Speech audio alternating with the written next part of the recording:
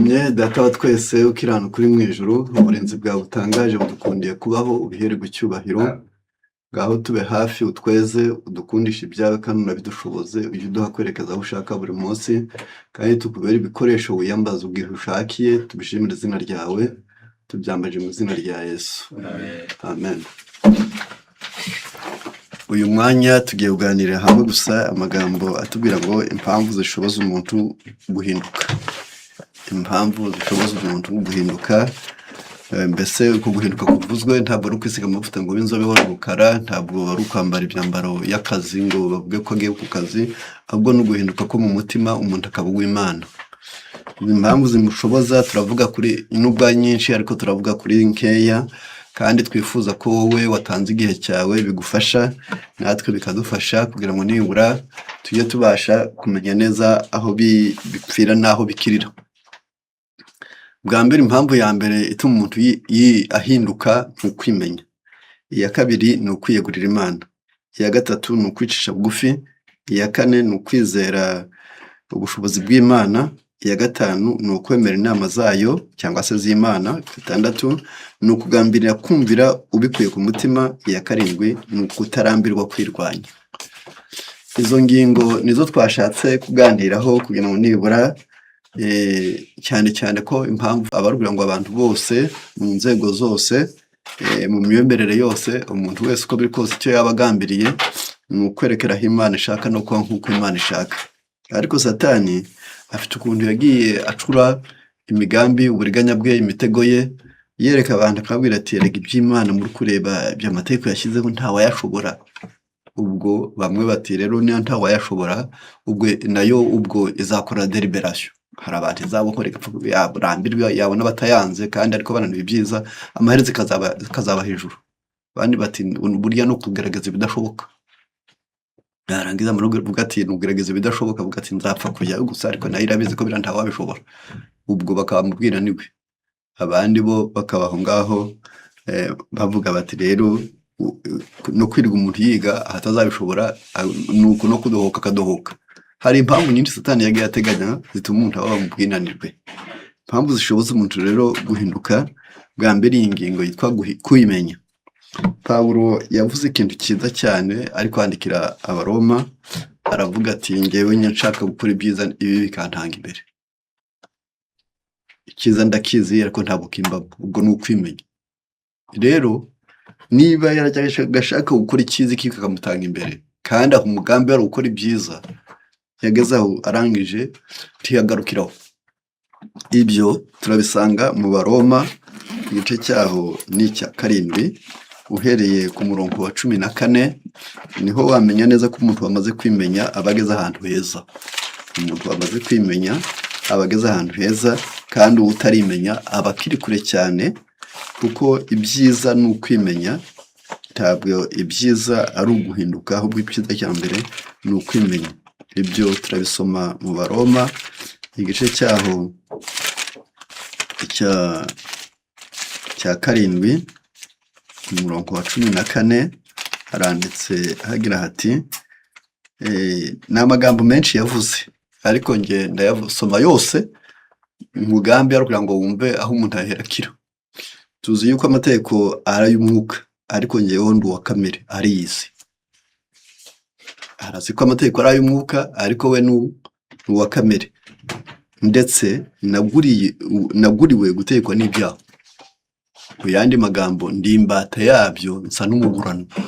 Bisa naho buri munsi mfite ikivi cyo gukora ibyaha, nk'umuntu usohoza ishusho n'ikivi cyo gukora ibyaha.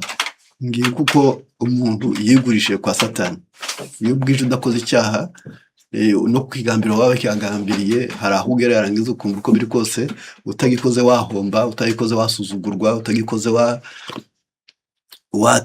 watinyukwa, yewe utagikoze mbese muri magufi. Hari ukuntu ubona ukabona umuntu mu bwenge bwe nuko bimeze, sinzi ibyo nkora kuko ibyo nshaka atari byo nkora. Pawulo ayigize ikigoryi, ariko ntabwo azi ibyo akora. Burya yamubona abantu benshi cyane, hari n'igihe yo kubona ukabona se ko yahemukiye kuko bigaragara neza ko atanazi nuko yamuhemukiye, ntaremereze neza ukuntu yamuhemukiye, yamubwiye nabi, yamurebye nabi, yamwimye, yamusuzuguye, yamutekereje nabi, ukabona Pawulo aravuze ati ngeze aha ngaha rwose sinzi n'ibyo nkora. Noneho ubwo yari amaze kwimenya. 16 ariko ubwo nkora ibyo ndashaka nemera ko Imana ko amategeko ari meza. Icyo nacyo aravuga ati abandi benshi cyane bahindura abanze b'amategeko, ariko aravuga ati nubwo ariko ubwo nkora ibyo ndashaka nemera ko amategeko ari meza. Ntabwo agwana n'amategeko we, ahubwo ariyizi. 17 nuko rero none hose njuba nkibikora ahubwo ni icyaha kimbamo. Ubwo Pawulo yamenye neza ko ntabajya bamutera icyaha, ntabajya bamwanduza, ntabajya bamubera inkomyi, ntabajya bamubera ikigeragezo, ntabajya bawe intandaro, ahubwo aravuga ati ngewe buri icyaha kintuyemo. Aravuga ati ngewe icyaha ndabizi ko kimbamo. Ariyizi, arimenya. Nimwumva Pawulo yarageze kuri byinshi byatewe n'iyi ntambwe. Ni ukwimenya wowe ubwawe gusa. Iyo uzakira, iyo uzarokoka, iyo uzagera ku ntambwe nziza, intambwe ya mbere ugeraho ni ukwimenya.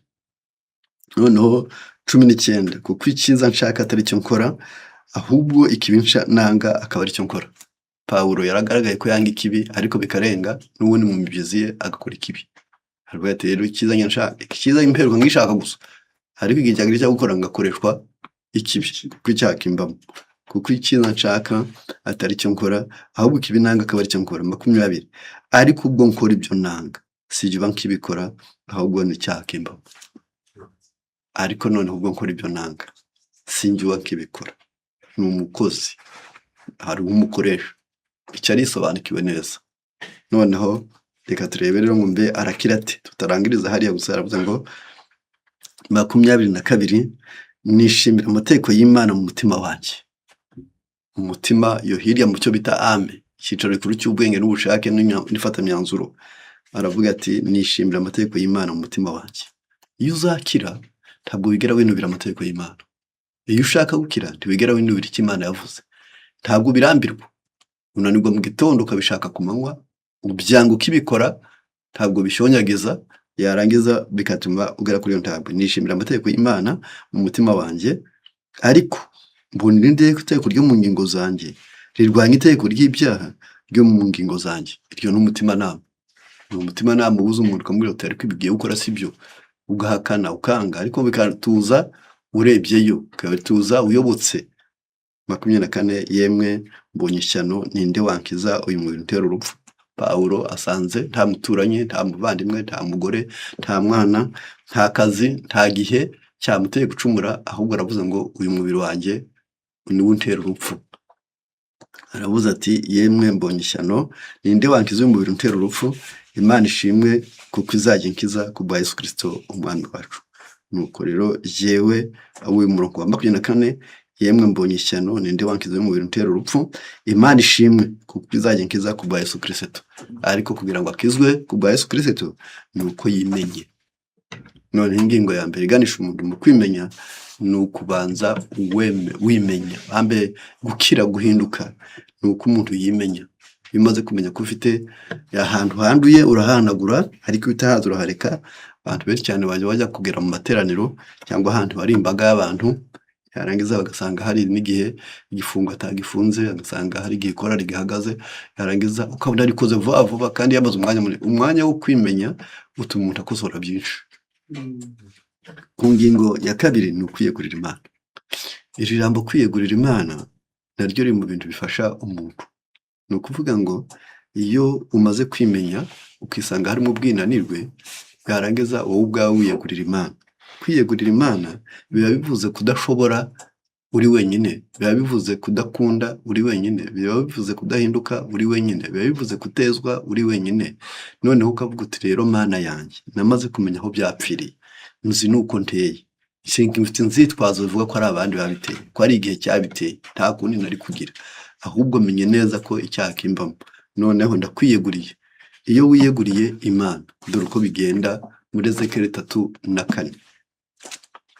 Ezekiyeli 3:6 umurongo wa 24 hatubwira aya magambo akomeye abantu benshi cyane bakunda kandi basoma. Haranditse ngo nuko nzabavana mu mahanga mbakoranyirize hamwe, mbakuye mu bihugu byose, maze nzabageza mu gihugu cyanyu bwite. iyo wamaze kwiyegurira Imana iba ibonye umwanya wo kujyana iyo ishaka. Niyo mpamvu iyo ugeze kuri iyi ntambwe ikomeye yo kwiyegurira Imana, niyo imenya neza ngo iyo iguteruye ikakuvana aho wari uri, ikakuvana mu ngoma ya Satani, ikakuvana mu ngoma ya kamere, ikakuvana mu ngoma y'inarijye, ikakuvana mu ngoma y'imiterere, ikakuvana mu ngoma y'uburerezi bubi, imirire mibi, imyifatire mibi, akajagari, ikaguterura ikugeza mu gihugu cyayo bwite y'itegeko. Yarangiza ubwo biba bivuze nicyo gituma habuze ubwo kugira ngo umenye ngo urahageze. Ni Zaburi 119 umurongo wa 11, ndabika ijambo ryawe mu mutima wanjye kugira ngo utagucumuraho. Icyo gihe uba wimutse.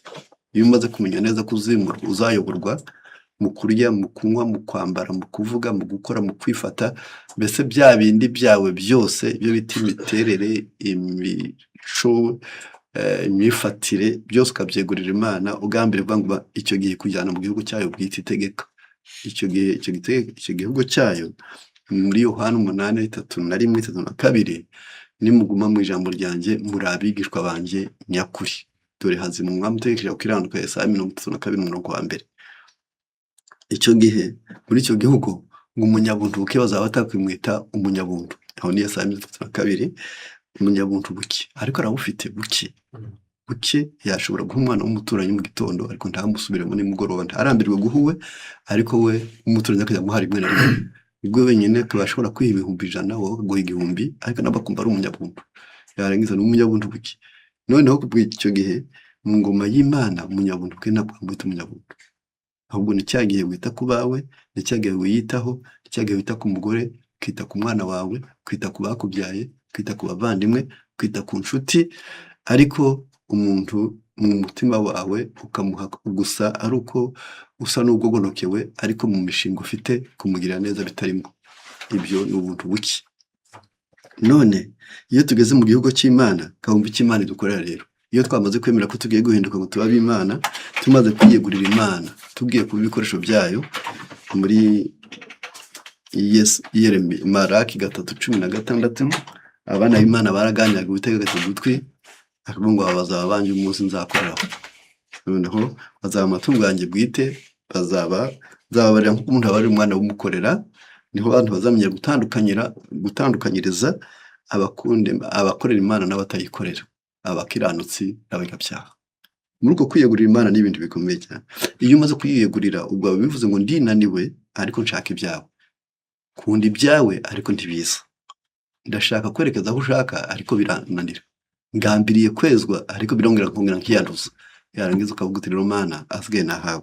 Iyo bigeze kuri iyi ntambwe yo kuba ari ahayo, wamaze kuyiyegurira, wayiyeguriye 25, nzabanyanyagizaho amazi meza, maze muzatungana, mbakureho imyanda yanyu yose n'ibigirwamana byanyu byose. Iyo wamaze kwiyegurira Imana, ifite ibintu yikora kunyanyagiza agakiza, yarangiza ariyo mazi y'ubugingo, yarangiza ari ukuyagusukaho ngo worohe, ari ukuyagusukaho ngo uhinduke, ari ukuyakunywesha ngo inyota y'iby'isi n'iby'umubiri byose birangire, ari ukugira ngo werekeze aho ishaka.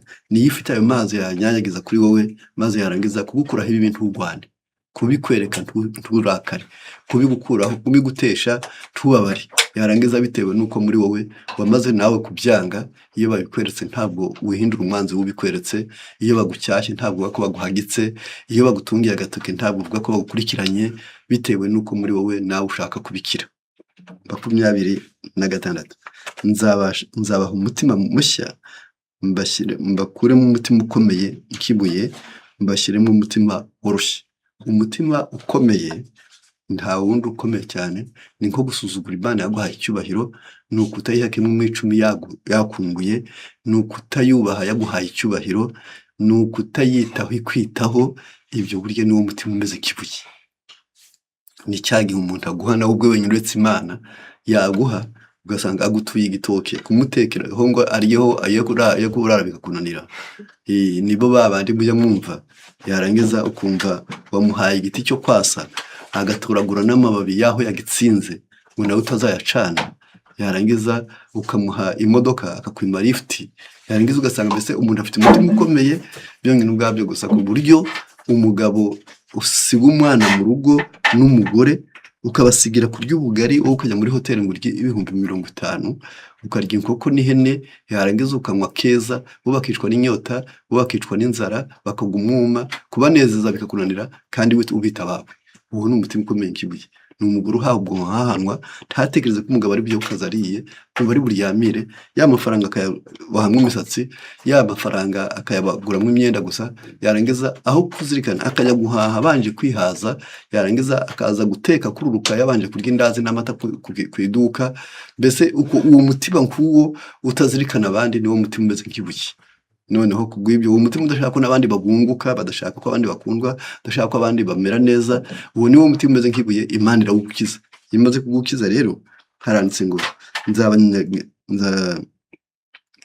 nzabaha umutima mushya mbashyire mu mwuka mushya nzabakuramo umutima ukomeye nk'ibuye mbashyire mu mutima woroshye noneho mbese utabazwa kumva uhabwa inama ukumva wereka ukareba yarangiza 27 kandi nzabashyira mu mwuka wanjye tumwe mugendera mu mateka yanjye mugakomeza amategeko yanjye mukayasohoza ubwo kuko uyeguriye Imana icyo ni Imana imukorera igusukaho amazi meza icyo ni kimwe ikuvana mu gihugu wari umenyereye cya Satani na kamere yawe nyuma Imana ikabona ko nta kindi cyiza kiretse gushyira mu mwuka wayo yarangiza ikabona ari byiza gukura mu mutima umeze nk'ibuye ikagushyira mu mutima woroshye yarangiza ugashobora kumva guhabwa inama nawe ubwawe ugashobora kwizinuka hakaba naho wanyura aho abandi batakwereka bagushimagiriza ibipfuye wowe ukavuga ahangaha nabikoze nabi nanjye hari n'umunariye nakoze nshaka gushimwa nkora nshaka kurebwa ntabwo nakoze neza nk'uko Imana ikinkorera rero kubw'ibyo ngo kuko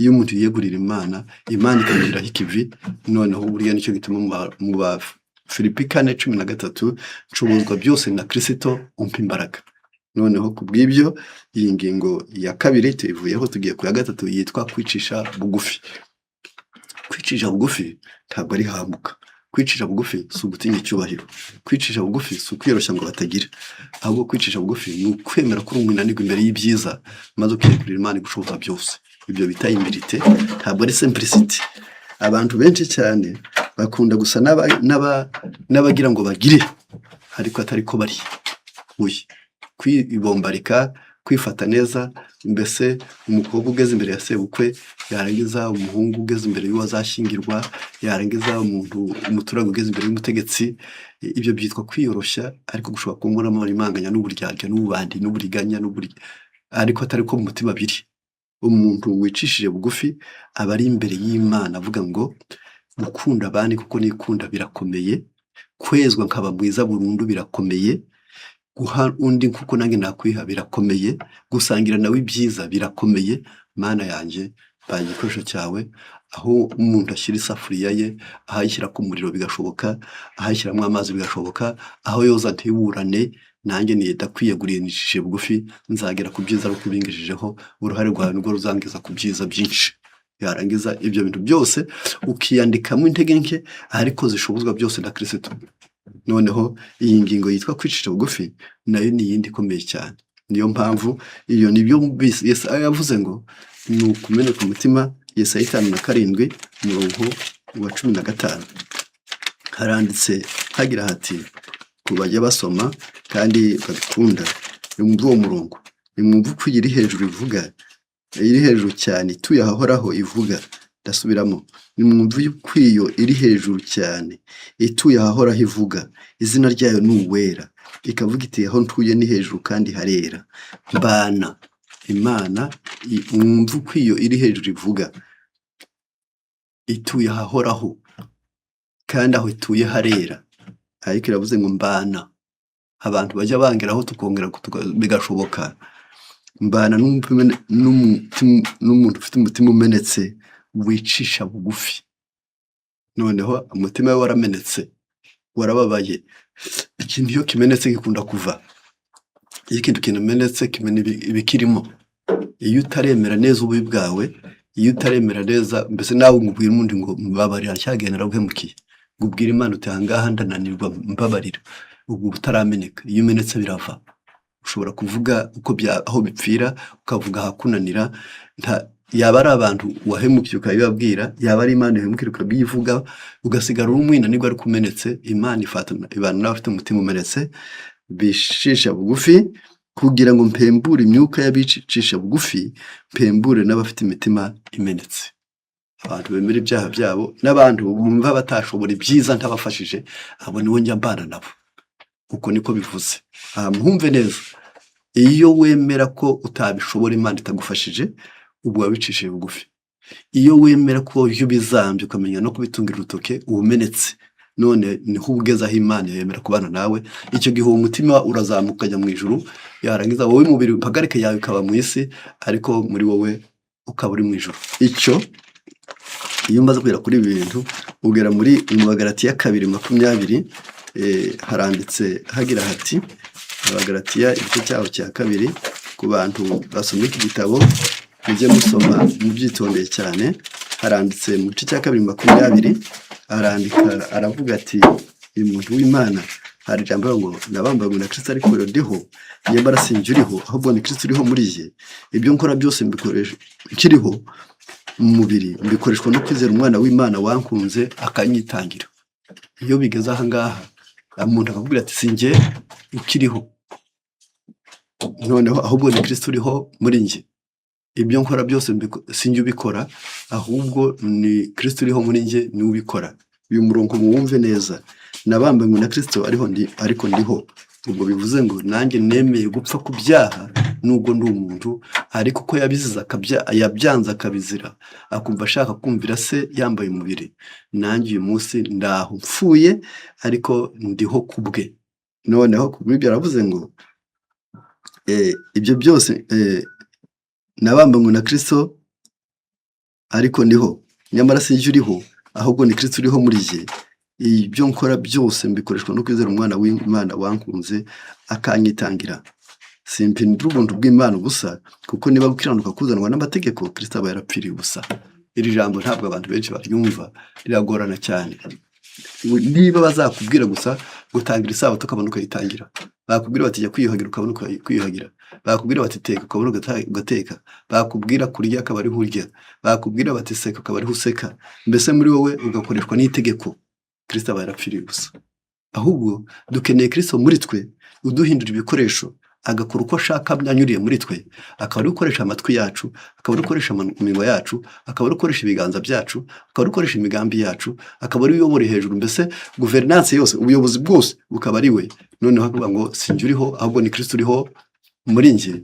Noneho ibyo mbikora bikoreshwa n'itegeko, ahubwo amategeko si ubusa, kuko amategeko ameze nk'icyuma gisuzuma indwara ariko si umuti. Ariko ugeze kwa muganga uba ukeneye ibintu bitatu: uba ukeneye muganga, ugakenera icyuma kigusuzuma, ugakenera n'umuti, ibinini. Noneho iyo umaze kugera kuri iyi ntambwe, ntabwo uhinduka umwanzi w'amategeko, ahubwo amategeko aba meza kukwereka icyaha. Icyo nicyo ni Abaroma 3, umurongo wa 18 na 19. Pawulo ari kwandika, yandikiye Abaroma, ntabwo amategeko ahinduka umwanzi wawe iyo wamaze kugira Yesu mu mutima. Ahubwo Yesu yari mu mutima, amategeko aba meza, kuko aba ari poto indicateur, aba ari ibyapa bikuyobora, bikakuyobora ariko ntibihinduka imodoka, bikakuyobora ariko ntibihinduka umushoferi, bikakuyobora ntibihinduka amaguru, yarangiza bikakuyobora ntibihinduka amaso, ahubwo ibyo byapa bikakuyobora ntukabikureho, reka bikwereke, kugira ngo bikwereke indwara. Iyo mpamvu tuzi yuko ibyo amategeko avuga ari byose abibwira abatwarwa nayo, kugira ngo akanwa kose kazibwe, kandi abari mu isi bose batsindirwe n'urubanza imbere y'Imana.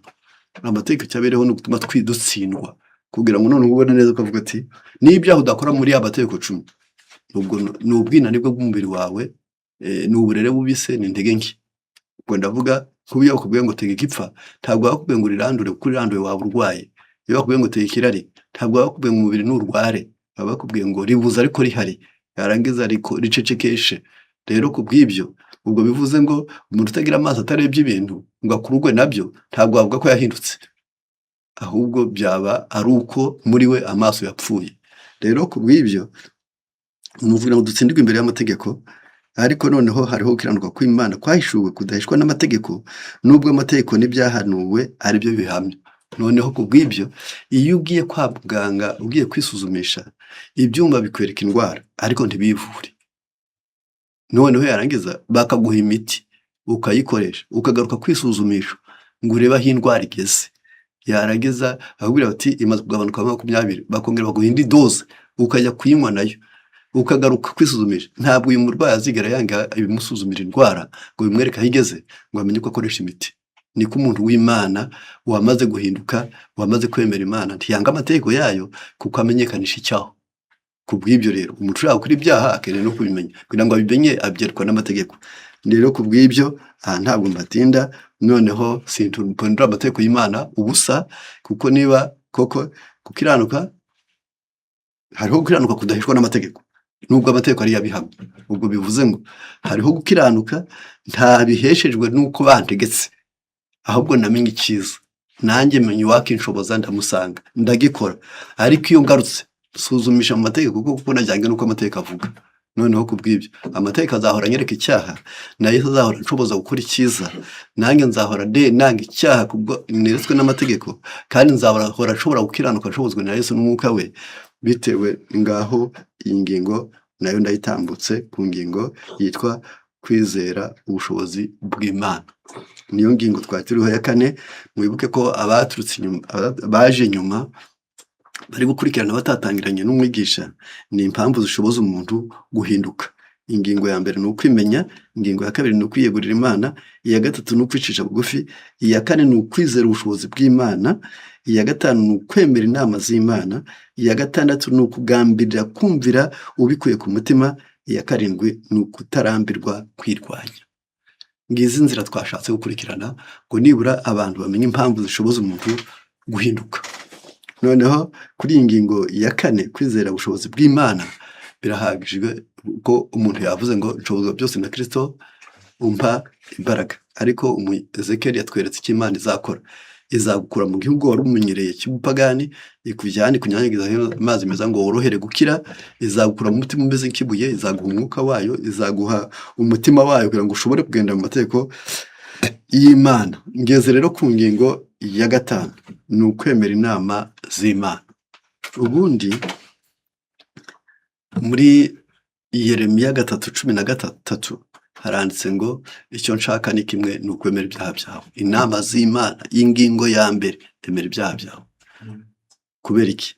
Mu Byakozwe 5:31, iyo wamaze kubyemera niho wemererwa kujya aho bikirira. Indwara utaremera ntiwayijyana kwa muganga. Niyo mpamvu ari ngombwa kuzirikana ibi bintu. Kamwumva uko bimeze usomye mu gitabo cy'Ibyakozwe n'Intumwa igice cyawo cya 5 umurongo wa 31, haranditse hagira hati Imana yaramuzamuye mushyira iburyo bwayo ngo abe ukomeye n'umukiza ahesha Abisirayeli kwihana no kubabarirwa ibyaha byabo. Noneho biragaragara neza ko iyo umaze kwemera inama z'Imana wemera ibyaha byawe. Icyo nshaka ni kimwe, ni ukwemera ibyaha byawe. None iyo umaze kubyemera, dufite umurengezi, dufite umuhuza, dufite umukiza uri iburyo bw'Imana kugira ngo aheshe Abisirayeli kwihana no kubabarirwa ibyaha byabo. Ibyo se kubera iki? Kubera ko uyu nguyu ari we wenyine dushobora kwizera. Ni Ibyakozwe 4:12, kandi nta rindi zina munsi y'ijuru ryahawe abantu dukwiriye gukirizwamo. Aha muhumve neza. Oya nsimbutse ndigabye kabiri kandi isome ryose. Kandi nta wundi agakiza kabonerwamo kuko ari nta rindi zina munsi y'ijuru ryahawe abantu dukwiriye gukirizwamo. Nta wundi agakiza kabonerwamo. Ubwo nta wundi agakiza kabonerwamo rero ni wa wundi Yesu, ni wa wundi wabambwe. Mu gice cya mbere cya Yohana umurongo wa 12, abamwemeye bose bakizera izina rye yabahaye ubushobozi bwo kuba abana b'Imana. Kuba umwana w'Imana ni impano. Ni impano umuntu aheshwa no kwemera Yesu no kumumenya. Ariko kumumenya ubumenyi iki kandi kumwizera ubumenyi iki? Urukumva neza ni uko ari we zina twahawe ryo gukirizwamo, kandi aho yicaye ni mu ijuru ngo ahesha Abisirayeli kwihana no kubabarirwa ibyaha byabo. Ubwo rero bigaragara ko inama z'Imana ari ukwemera ibyaha, ubundi akaba ari ukwizera Yesu no kumwemera, ukemera ko aho yicaye ari uhesha kwihana. Ubugeze ku ntabwo ikomeye cyane yo kwemera ko inama ze arizo nziza.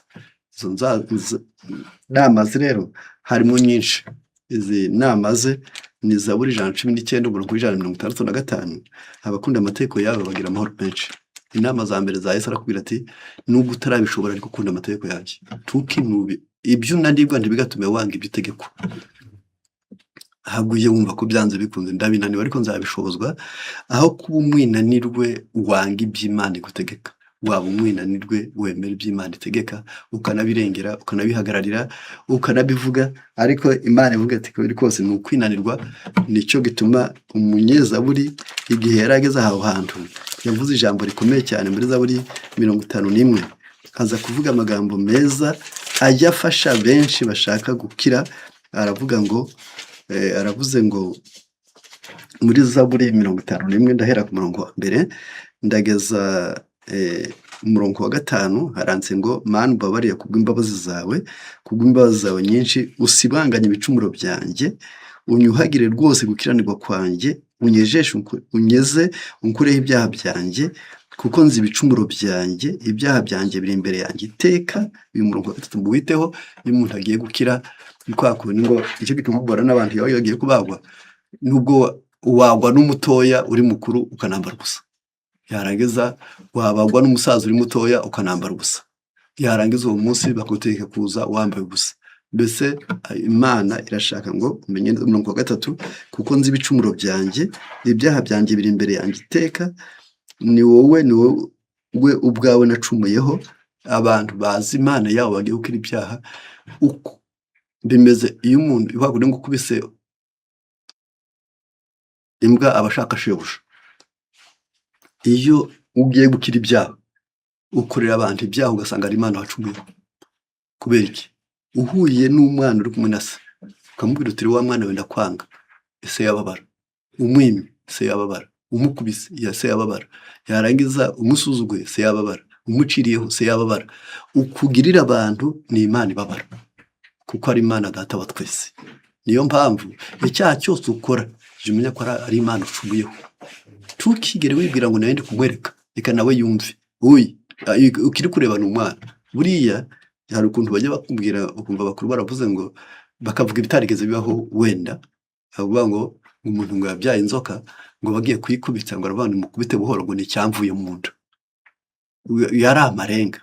Ni ibintu byo kwerekana umwana wawe nubwo yaba mubati, nubwo yaba umujura, bagiye kumukubita abana babara, bari kumwirukanka abana babara, bakomereye ngo umuntu ari kwiba ibigori, yarangiza nawe ugahurura uruguti muramufate, ukahagera mbere ugasanga ari umugore wawe, bavuga atarancitse, bavuga ati bundama irukanga, baragukubita sha, barakubwiye bazakwica. Ntabwo wakomeza ati ngo uyu nimugezeho, bitewe nuko umuntu wari koze nubwo yaba yaragize ati ariko aracyakunda bi.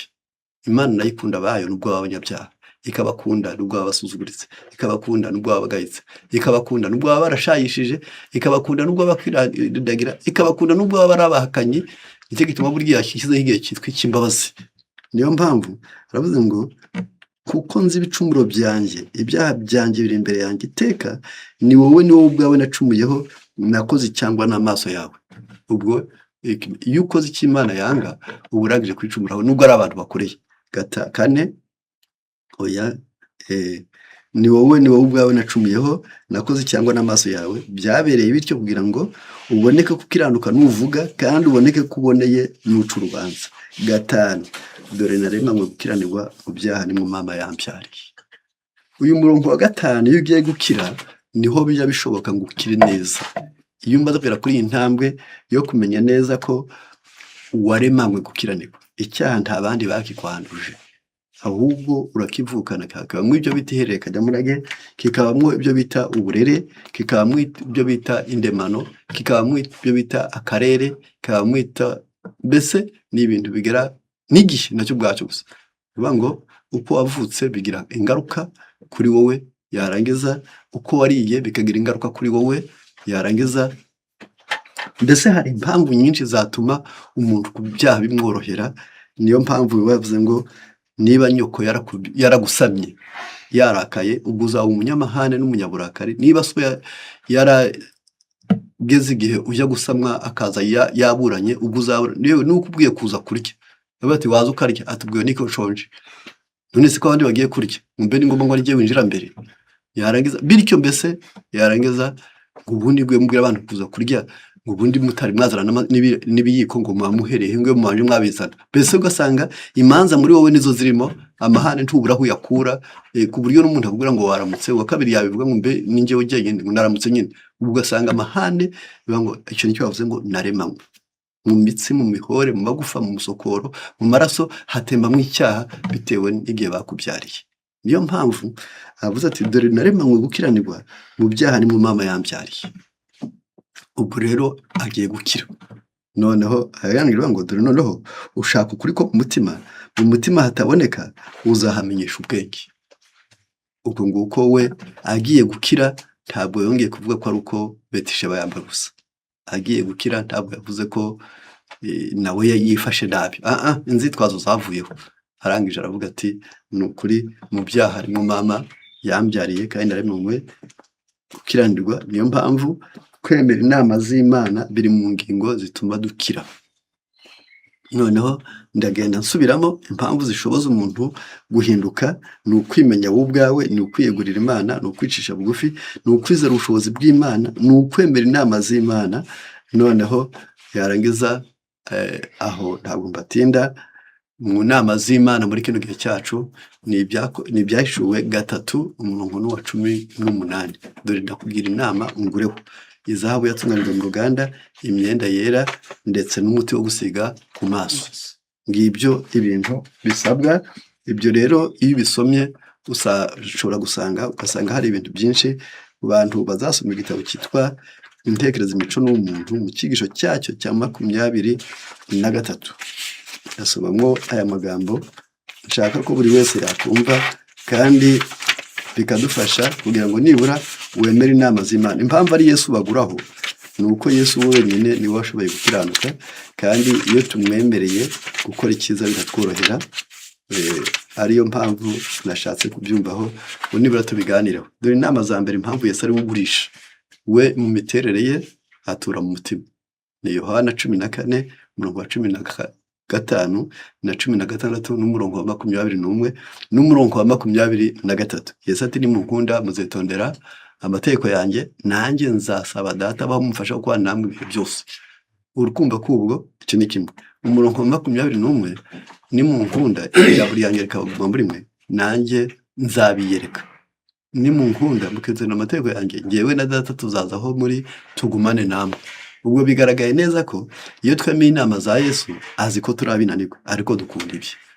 Azi ko turabinanirwa ariko turabishaka. Azi ko turabinanirwa ariko turabyemera. Ubwo rero ku bw'ibyo atwohereza umufasha witwa Umwuka Wera, ari ingororano y'uko twitondera amategeko ye. Akongera akatwihishurira ngo tumumenye twe kuri inkuru mbarirano bitewe n'uko dukunda amategeko ye. Akongera we na se bakazwana. Ubwo burya tuba tugeze ku ntambwe y'uko ijuru ryose ritwiyeguriye, kuko Umwuka Wera yaje ngo adushoboze ibyiza. Imana yatujemo kugira ngo tugire urukundo, na Yesu atuzamo kugira ngo tugire ubwenge.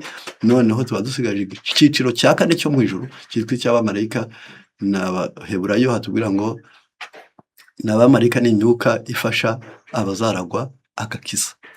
Umuntu wamaze guhagarara ku ntambwe yo kugira Umwuka Wera ngo amushoboze ibyiza, ku ntambwe yo kugira Yesu kugira ngo amwizere, ku ntambwe yo kugira Imana ngo urukundo ruze, ku ntambwe yo kugira abamarayika ngo bamufashe gusohoza bya bidasabwa, ubwinani bwe buba busigaye ari ubwo mu bitekerezo no ku mubiri. Akagira urugamba rwigwanya atagotse, yarangiza agahangana nawe bwite nta wundi atabaje. Akamenya neza ko ijuru rizamufasha, akiri mu isi ari ku rugamba, ariko mu mutima afite intsinzi yo kumenya neza ko ijuru ryose riri mu ruhande rwe. Ngiyi impamvu yo gutera guhinduka. Noneho muri iki gitabo cyigisho cyacu cya 23 haranditse hagira hati, ni paji ya 209, ni cyigisho cya 23 muzagisoma. Haranditse ngo iyo umutima wuzuwemo n'ihame ryo mu ijuru ry'urukundo rw'iteka ryose, rutemba rugana no ku bandi. Ubwo uyu muntu agiye gukiranuka rero. Iri hame ry'urukundo rwo mu ijuru iyo rije rikagera muri wowe, gukunda abandi ntibyongera kugoka, ntibyongera kugorana. Niyo mpamvu rugenda rutemba rugana no ku bandi, kuko urukundo arirwo rutuma ibikorwa bibaho, ruhindura imico, rugenzura ibishyika, rutegeka irari, ruganza urwango, rurazahura kandi rukaboneza imibanire. Ubu ni Imana muri wowe. Udakunda ntazi Imana. Imana ni iki? Ni urukundo. Udakunda burya aguma mu rupfu. Bivuze ngo yakwiyica, yakwica. Ariwe yakwiyica kandi nawe yakwica. Kubw'ibyo rero niyo mpamvu udakunda burya bagumye mu rupfu. Kwigirira nabi biramworohera no kugira abandi nabi biramworohera, kandi kugira nabi niko kwica. niyo mpamvu avuze ngo iyo umutima wuzuwemo n'ihame ryo mu ijuru ry'urukundo rw'iteka ryose rutemba rugana no ku bandi, kuko urukundo arirwo rutuma ibikorwa bibaho. Bivuga ngo niyo ntandaro. Burya n'urwango iyo rwaje, kureba undi nabi, kumubona ugacira, kumusubiza nabi, kumureba igitsure, kumusuzugura, kumunegura, kumwanga, kumwangisha, biraza bitewe no kurwango rurimo. N'urukundo iyo rujemo, kuramukunda, umwifuriza ibyiza, urabimukorera, umukundisha abandi, ukamuvuga neza, ukamwubaha, kuko urukundo niwo shefu w'igikorwa cyiza. Noneho kubw'ibyo, ubwo utarakunda gukora ibyiza biracyari kure, kandi numara gukunda gukora ibyiza bizaba hafi. Niyo mpamvu nibwo rutuma ibikorwa bibaho, ruhindura imico uko umuntu yari ateye bigahinduka, ugasanga yavugaga nabi asigaye avuga neza, yarasuzuguraga none asigaye yubaha, ntiyazirikanaga none asigaye azirikana abandi, yarangiza nirwo rugenzura, nirwo ruhindura imico, rukagenzura n'ibishyika. Kavuga ati uyu muntu uko biri kose ndi kubona ababaye, dore yambaye ubusa, dore ubonye kuri nta kazi agira, dore abana be ni benshi, dore burya buno aranashomye. Noneho rukagenzura ibishyika, rero uko biri kose ntakwiriye kubwira ngo Imana izagufashe gusa, ahubwo reka muhe n'agafuka k'umuceri. Yarangiza ntuvuge ngo gusa Imana ngo izakwitaho, ugahera kukamuha n'umwenda. Yarangiza birenda ugenzura ibishyika. Iyo umaze gukunda umuntu, ibituma anezererwa birirema muri wowe, ariko biremwe n'urwa rukundo rufite aho rutuye muri wowe, ukavuga ngo kwa kundi uya wifuza ko abandi bakugirira nawe ari kukugirira nawe. Rutegeka irari, ruganza urwango. Urwango burya mu muntu wese rurimo, ahubwo ni uko ruganzwa n'urukundo. Iyo urukundo rugezemo, ruravuga ngo ganzwa, yarangira rurazahura umuntu wari warazahaye. Burya hari abantu babiranirwa baba ngo ngo muve karagiteri arasine, ugasanga afite imico yashoye hasi igera hasi ikananirana pe. Ugasanga umuntu ashobora no kwemera akananirwa kuguha bikamuborana, akananirwa kuguha imbabazi kabirya, akananirwa kuguha bikabora akajya kubita kure. Yarangiza umwenda kuwukurekurira bikamunanira, kuwambara nabyo bikamunanira, kandi ntakiwambara no kuwurekura byanze. Yarangiza ugasanga uko kutamenya ubwo icyo kibi kiba cyarashoye imizi, rurakuzahura rukakuvana iyo. Nuko yarangiza rugenzura ibishyika, rutegeka irari, ruganza urwango, rurazahura kandi rukaboneza imibanire. Iyo urukundo rwamaze kuza uravuga uti umuturanyi wanjye burya niwe muvandimwe, umuturanyi wanjye burya niwe nshuti, umuturanyi wanjye burya niwe mutabazi, umuturanyi wanjye burya niwe mujyanama, burya umuturanyi wanjye niwe mufatanyabikorwa. Reka njye muvuga neza, reka mukorere neza, ejo akebona imwe akagiye wamugarura, nawe nimvuga ngo murantabare niwe uzavuga ngo komera. Yarangiza umwana we niwe uzigana n'uwanjye, yarangiza niwe uzakina n'uwanjye. Uwo burya niwe nzasaba amazi ayanjye agiye, burya uwo niwe nzabwira ngo nandahurire umuriro, uwo niwe nzashaka nzagacanye. Bityo umuvandimwe abe umuturanyi ni ikintu cyiza. Urukundo nyakuri ruroroheje mu mikorere yarwo, kandi rutandukanye n'andi mahame mu mikorere yarwo. Ruroroheje mu mikorere yarwo. Iyo mumaze gukunda umuntu, kumusuzugura ntabwo byongera kubaho. Uye icyo gituma muzasanga n'aba bajya bakunda utunyamaswa, iyo afite akabwa ubona ko atemberana mu mujyi yagashyize mu munyururu, ari kugenda akora mu mutwe, akibagirwa ko ari gukora ku mbwa. Ariko uko yamaze kuyikunda ukabona bigize bite, ukabona undi inkoko iri kumusimbukiraho, iri gutoragura impungure mu kiganza kuko yayikunze. Undi ugasanga ari umushumba ahagararanye n'inka, ayifashe, niba ari inka neza ukabona yayirambitseho akaboko, ari kugenda mbese afite ishema. Iyo wamaze gukunda ikintu kirakumanura ugaca bugufi ukagikunda. N'abantu nabo iyo wamaze kubakunda, ntibongera kuvuga ngo ntabwo bize, ntibongera kuvuga ngo ntabwo ari bene wacu, ntibongera kuvuga ngo ntabwo twakoranye, ntabwo uvuga ngo wambonana nabo. Oya, byanze bikunze urukundo nyakuri ruroroheje mu mikorere yarwo, kandi rutandukanye n'andi mahame mu mikorere yarwo. Urukundo ni ikimera cyoroheje kigomba guhingirwa kandi kikitabwaho cyane. Bavuze ngo rugomba guhingirwa, ubwo bivuze ngo hirya yo gukunda, hirya yo kugambirira kunezeza undi, hirya yo kumwitaho, hariho n'ihame rikubwira ngo ugiye gukabya uzicura. Yarangiza rurahingirwa rero. Ibyatsi, umwigisha umwe niwe wigishije aravuga ati icyatsi burya ibyatsi bimera iruhande rw'imyaka, impamvu birandurwa ni uko byo bidakenera umuti, kandi iyo utabiranduye byica ya myaka yawe kandi wayiteye umuti. Rero tugomba kujya duhora turandura ingeso zacu, yarangiza kugira ngo nibura ibyiza bigerweho.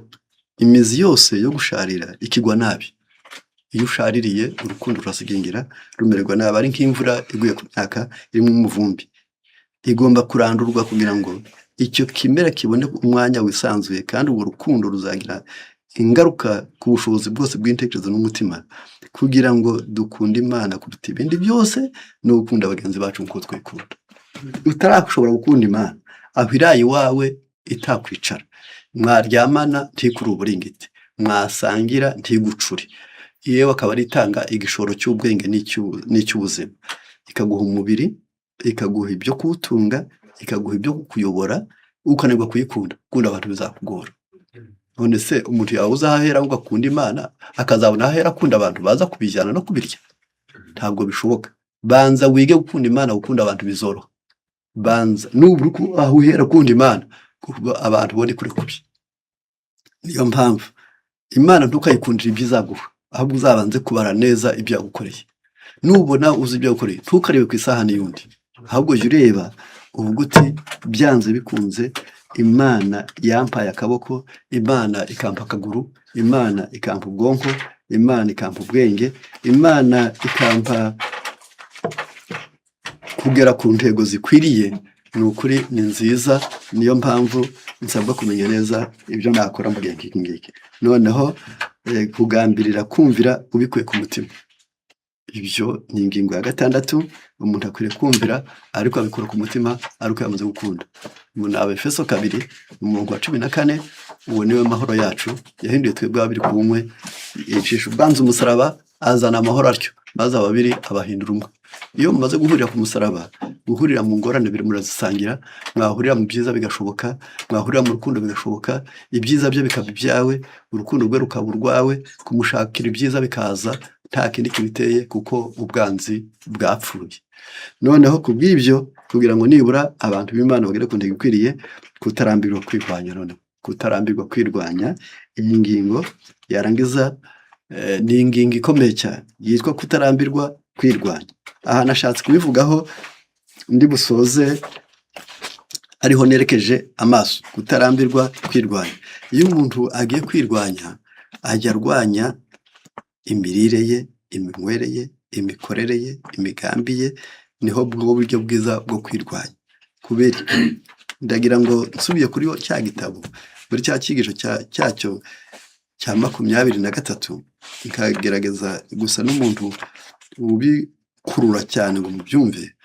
Haranditse ngo iyi nari yipfuye, page 210, iyi nari yipfuye urukundo ruhita ruvuka. Mbese kwizirikana, kwiyitaho, kwikunda, ubwibone, agasuzuguro, iyo bipfuye gukunda abandi biraza. Iyi nari yihishwe muri Kristo, urukundo ruhita rududubiza. Ntabwo ruba rukomotse ku bishyika cyangwa amarangamutima, ahubwo ruba rukomotse ku mwanzuro w'ubushake bwejejwe. Noneho ukunda undi ari ubushake bwiza gute? Bwejejwe. Avuga uti nawe akwiriye ibyiza, nawe akwiriye icyubahiro, nawe akwiriye kuberwa, nawe akwiriye kunywa, nawe akwiriye kurya, nawe akwiriye kuryoherwa, nawe akwiriye kuba muzima, nawe bityo uruhare rwawe ukarukora, ukabona ukamwifuriza ubwo Imana izamukorera. Ntimukajye mukunda yuko Imana ari izajya ikora mu kintu cyanyu, mujye mureka ahubwo Imana ibakoreshe. Buri wese mu mutima we agambirira akomeje kuvuga ngo Mana yanjye ndashaka kuba igikoresho cyawe, Mana yanjye ndashaka kuba umuntu wawe, Mana yanjye ndashaka kuba umwana wawe, Mana yanjye ndashaka kutaba ikibazo mu isi, ndashaka kuba igisubizo, ndashaka kuba inyunganizi, ndashaka kuba umuntu mwiza, ndashaka kuba umuntu ushyikirwa, ndashaka kuba umuntu atika n'unyishaka azanyibeshyeho, ariko ne kuzaba ariko ndi umuntu ntakambwire ngo ndamwanga, ahubwo azaba umutima nzabe ntamwanga nubwo yabyibwira. Yarangiza kubw'ibyo aravuze ngo iyi nari yihishwe muri Kristo, urukundo ntiruhita rududubiza. Ntabwo ruba rukomotse ku bishyika cyangwa amarangamutima, ahubwo ruba rukomotse ku mwanzuro w'ubushake bwejejwe. Si ibyiyumvira, ahubwo ni uguhinduka ko mu mutima, ubugingo, imico yose biba byapfuye ku nariye, bikaba bizima ku Mana. Nguko uko bigenda iyo umuntu yabaye mwiza, nguko uko bigenda iyo umuntu yageze aheza. Umwami n'umukiza wacu adusaba kumwiyegurira iyo tugeze aho ngaho. Aravuga ati rero mwabimenye ngwiye, ibiganza byanyu ntibizatanga ntarimo, amaso yanyu ntazareba neza ntarimo, iminwa yanyu ntizasekera abandi ntarimo, ntimuzihutira gukabakabwa ntarimo, ntimuzarekura ibyanyu ntarimo, munyegurire umutima wanyu wose. Njyewe muhumure, ntimuzahomba mutanze, ahubwo nzabamenya mbaho ibyo mutanga.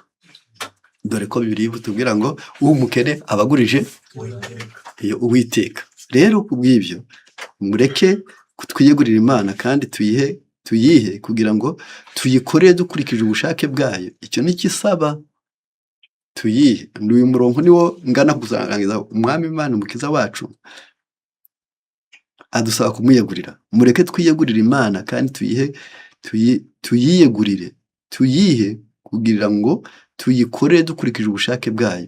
Icyo ni kisaba. Igihe cyose tuzaba tutaragera kuri ubwo rugero, nta hantu na hamwe tuzakorera twishimye mu buryo bw'ingirakamaro kandi bugera ku ntsinzi.